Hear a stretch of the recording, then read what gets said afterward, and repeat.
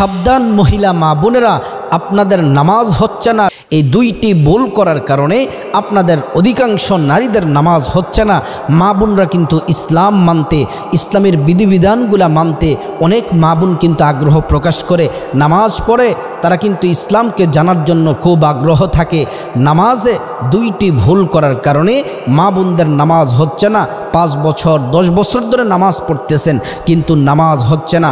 তার আগে গুরুত্বপূর্ণ একটি কথা আপনাদেরকে বলতে চাই। আপনাদের সবচেয়ে গুরুত্বপূর্ণ যে কাজটি সেটা হলো পবিত্রতা অর্জন করা। ভালো করে পবিত্রতা অর্জন করতে হবে। নামাজের শর্ত হচ্ছে আপনাকে ভালো করে পবিত্র হতে হবে, ওযু করতে হবে। ফরজ গোসল যদি আপনাদের প্রয়োজন হয়, ফরজ গোসল সঠিকভাবে আদায় করতে হবে, সঠিকভাবে ওযু করতে হবে, তারপরে আপনি নামাজ পড়তে হবে।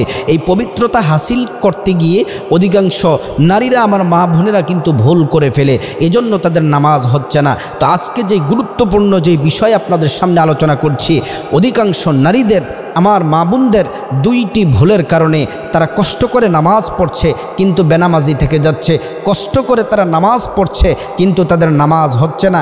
এই নামাজ তাদের কোনো কাজে আসবে না, বরং আল্লাহ রাব্বুল আলামিন কোরআনুল কারীম আল্লাহ তাআলা বলছেন, আমিলাতুন নাসিবা তাসলা নারুন হামিয়া। কিছু কিছু নারীদের, পুরুষদের নামাজকে আল্লাহ রাব্বুল আলামিন নিক্ষেপ করে ছুঁড়ে মারবেন। তাদের নামাজ আল্লাহ রাব্বুল আলামিন পছন্দ করেন না, তাদের ইবাদত আল্লাহ কবুল করেন না। তো সেজন্যে মা বোনদেরকে অনুরোধ করে বলবো, আপনারা নামাজে দুইটি ভুল করার কারণে আপনাদের নামাজ হচ্ছে না।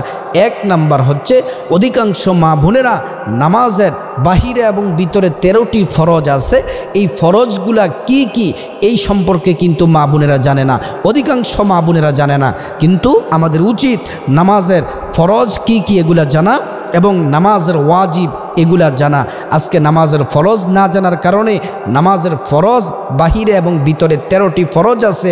নামাজের এই 13টি ফরজের মধ্যে একটি ফরজ যদি আপনাদের যদি ছুটে যায় তাহলে নামাজ হবে না। এই 13টি ফরজ কি কি আমি আপনাদেরকে বলে দিচ্ছি। নামাজের বাহিরের 7 ফরজ। 1 নাম্বার হচ্ছে শরীর পাক, 2 নাম্বার কাপড় পাক, 3 নাম্বার সতর ডাকা, 4 নাম্বার কেবলামুখী হওয়া, 5 নাম্বার ওয়াক্ত মতো নামাজ পড়া, 6 নাম্বার নামাজের নিয়ত করা। আপনারা তারপরে কেবলামুখী হওয়া, এইগুলা, এই 7টা আপনাদেরকে পালন করতে হবে। আমি আবারও বলে দিচ্ছি, শরীর পাক, কাপড় পাক, নামাজের জায়গা পাক, সতর ডাকা, কেবলামুখী হওয়া, ওয়াক্ত মতো নামাজ পড়া, নামাজের নিয়ত করা। এই 7টি ফরজ হচ্ছে নামাজের আগের, আর নামাজের ভিতরে হচ্ছে 6টি ফরজ। তাকবীরে তাহরিমা বলা, দাঁড়িয়ে নামাজ পড়া, কেরাত পড়া, রুকু করা, 2 সিজদা করা, আখিরি বৈঠক, এগুলো হচ্ছে নামাজের ভিতরের 6টি ফরজ। যদি কোনো মা বোন এই বাহিরের 7 ফরজ এবং ভিতরের 6 ফরজ থেকে একটি ভুল যদি করে, তার নামাজ হবে না, নামাজ পড়েও সে বেনামাজি থেকে যাবে। এজন্য নামাজের ফরজগুলা প্রত্যেকটা মুমিন নারী জানা আবশ্যক, ফরজ করে দিয়েছেন আল্লাহ রাব্বুল আলামিন। তাই আসুন মা বোনেরা, যারা নামাজ পড়তে চান সহি শুদ্ধ করে, আপনারা নামাজের ফরজগুলা অবশ্যই ভালো করে মুখস্থ করে নিন। তারপরে 2 নাম্বার যেই ভুলগুলা মা বোনেরা করে থাকে, নামাজের ওয়াজিব 14টি, এই 14টি নামাজের ওয়াজিব তাদের জানা নাই। এই ভুলগুলা তারা করে ফেলে আর নামাজ ভেঙে যায়, কিন্তু তারা নামাজ পড়ছে ঠিকই কিন্তু তাদের নামাজ হচ্ছে না। নামাজের ওয়াজিব 14টির 1 নাম্বার হচ্ছে আলহামদু শরীফ পুরা পড়া, 2 নাম্বার হচ্ছে আলহামদুর সঙ্গে সূরা মিলান, 3 নাম্বার হচ্ছে রুকুতে দেরি করা, 4 নাম্বার হচ্ছে রুকু হইতে সোজা হয়ে দাঁড়িয়ে দেরি করা, 5 নাম্বার হচ্ছে 2 সেজদার মাঝখানে সোজা হয়ে বসে দেরি করা, 6 নাম্বার হচ্ছে দরমিয়ানি বৈঠক, 7 নাম্বার হচ্ছে দ্বিতীয় বৈঠকে আত্তাহিয়াতু পড়া, 8 নাম্বার হচ্ছে ইমামের জন্য কেরাত আস্তের জায়গায় আস্তে পড়া এবং জোরের জায়গায় জোরে পড়া, এগুলো হচ্ছে পুরুষদের জন্য।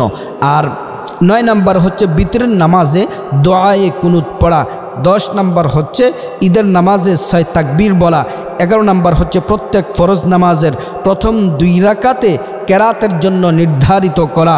তারপরে হচ্ছে আপনাদের 12 নাম্বার হচ্ছে প্রত্যেক নামাজের ফরজগুলির তারতিব ঠিক রাখা, 13 নম্বর হচ্ছে প্রত্যেক ওয়াজিবগুলির তারতিব ঠিক রাখা।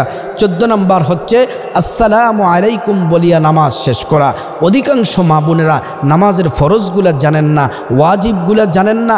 নামাজের শুরু থেকে সালাম পর্যন্ত কিভাবে আপনার কোন সময় কোন তাসবিহ পড়তে হয়, কোন সময় সূরা পড়তে হয়, কোন সময় তারপরে আপনার কিভাবে দোয়াগুলা পড়তে হয়, সালাম ফিরানো পর্যন্ত সহি শুদ্ধ করে অনেকে জানেন না, ভুল করে ফেলেন। কিন্তু এই ভুল নিয়েই আপনি নামাজ পড়ে ফেলতেছেন। না না, আপনি সব পারেন, কিন্তু নামাজটা আপনি শুদ্ধ করে যদি আপনি পড়তে না পারেন তাহলে কিন্তু আল্লাহর আদালতে কিন্তু আপনার দাঁড়াতে হবে।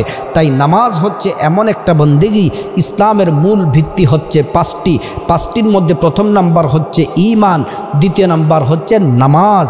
আপনার নামাজটাকে এত গুরুত্বপূর্ণ ইবাদত আল্লাহ কোরআনে 82 জায়গার মধ্যে আল্লাহ বলেছেন আকিমিস সালাহ, তোমরা সালাত কায়েম করো। প্রিয় নবী সাল্লাল্লাহু আলাইহি ওয়াসাল্লাম ইন্তেকালের পূর্ব মুহূর্তে সর্বশেষ যে বাক্যটি বলেছিলেন আকিমিস সালাহ, তোমরা সালাত কায়েম করো। নামাজ যে ছেড়ে দেয় আল্লাহর সাথে তার কোনো সম্পর্ক থাকে না।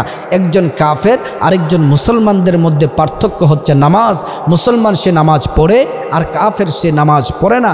যে ব্যক্তি ইচ্ছা করে নামাজ ছেড়ে দেয় আল্লাহ তার প্রতি খুবই রাগান্বিত হয়। আর যে ব্যক্তি 5 ওয়াক্ত নামাজ সে ভালো করে মনোযোগ দিয়ে ইবাদত বন্দেগীর মাধ্যমে আল্লাহকে সন্তুষ্টির জন্য নামাজ পড়ে, নামাজের নিয়ত বাদে রুকু করে সিজদাতে যখন যায়, কপালটা নাকটা যখন সিজদায় যখন ঝুঁকাইয়া দেয়, আল্লাহ বলেন হাবিব আপনি জানিয়ে দেন আমি আল্লাহ এবং আমার বান্দার মাঝখানে কোনো পর্দা থাকে না। তাই মা বোনদেরকে অনুরোধ করে বলবো, আপনারা এই নামাজের ফরজগুলা না জানা থাকার কারণে, ওয়াজিবগুলা না জানা থাকার কারণে আপনাদের নামাজ হচ্ছে না। ভালো করে নামাজের ফরজগুলা জেনে নিন, নামাজের ওয়াজিবগুলা জেনে নিন, সঠিকভাবে নামাজ পড়ুন। আল্লাহ পাক সকল মা বোনদেরকে ভুল ত্রুটি ক্ষমা করে সঠিকভাবে সঠিক নিয়মে নামাজ আদায় করার আল্লাহ তাআলা তৌফিক দান করুন।